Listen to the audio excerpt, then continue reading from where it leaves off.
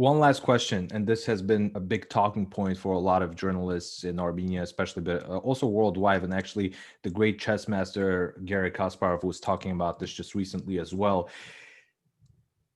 This deal, who does it benefit as far as the superpowers? Is it beneficial to the Russian Empire or the Turkish Empire? Who does this benefit more? Because different people have different perspectives, and I'm not just talking about regular, citizens of Armenia or citizens of various different countries around the world. I'm talking about, uh, journalists, people who know history, people who are, well versed in the region, people like Garry Kasparov, who's also a politician, not only one of the great chess players, but also a politician, the opposition politician in Russia now.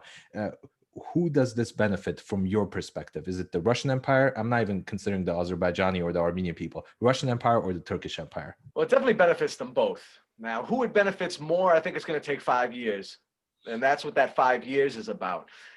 Turkey and Russia are in a really weird place right now where they have multiple theaters of friendly competition. That's really what it is. It's not even a Cold War. They're friendly. They're friendly to each other. Erdogan and Putin like each other. All these dictators like each other. They do. They see something in each other. They look at each other with wistful eyes. It's like love at first sight. You see, when they look at each other, you can see it. It's disgusting, but it's true. And I think that the Turks and the Russians gain quite a bit from this. The Gowers, they gain quite a bit from this.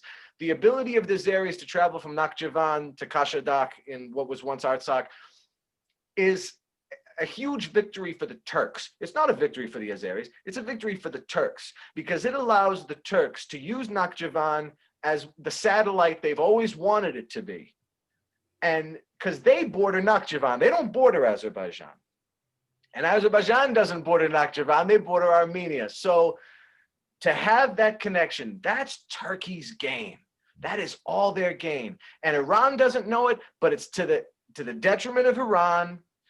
And the Armenians know it. It's to the detriment of our people. But Iran doesn't even, I don't think Iran even sees the writing on the wall with that. How close Nakhchivan is to Iranian Azerbaijan, different place altogether. That's a dangerous situation in general. Even if you took the Armenians out of the equation and the Azeris, that's a dangerous thing. Especially with the Turks' candid nature of hiring terrorists, Sunni terrorists. Iran does not like that. Iran is afraid of that. They don't want Sunni terrorists all over their region, all over their area. And to this day, the Iranian leaders still look at the South Caucasus as their area because it was theirs before they gave it to the Russians after the Treaty of Turkmenchai. So, and it benefits the Russians greatly because this area was only philosophically still feeling Russia. And now Russia has a new foothold in the South Caucasus. They got their foothold in South Ossetia. They got their foothold in Abkhazia.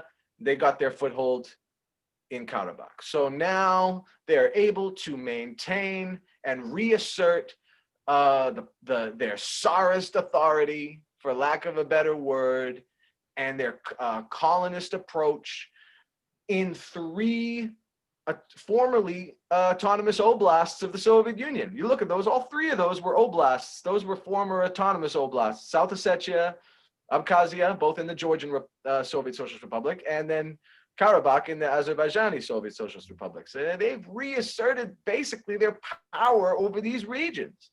So yeah, they benefit too. They both benefit. Turkey and Russia looked at each other and said, how can we do this? This is 1921 all over again. It's the same situation. Russia became Sovietized. Turkey became democratic. Ataturk and Stalin, Ataturk and Lenin first, then Ataturk and Stalin.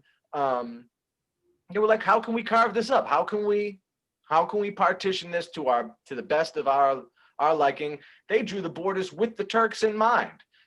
Russians have the power, Turks have the influence, and they kind of share it in that way. Yeah.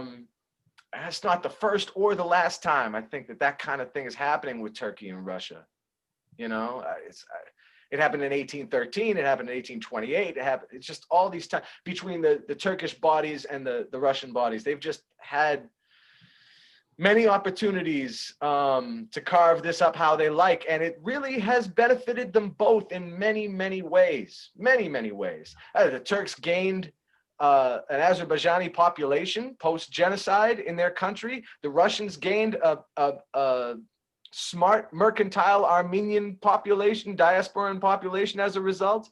You know, they want these people. They want these people in their country, helping make their country better, so to speak, or whatever. You know what I mean? It's draining the homelands of their peoples, but these are satellites to these superpowers, and they not only provide land and power in the sort of historical sense, they provide people. And that's a very historical thing too. Shah Abbas moved however many hundreds of thousands of Armenians to Isfahan back in whatever that was, in the Safavid era, 1505 or whatever. It was because the Armenians are good at doing things. He wanted a whole bunch of people who are good at doing things. The Russians benefit from Armenians who are good at doing things. The Americans benefit from Armenians who are good at doing things. Oh, if another genocide happens, oh, there'll be another crop of Armenians that aren't benefiting their own country. They're benefiting these superpowers that helped maintain and facilitate the very genocide itself. So they both benefit, I think.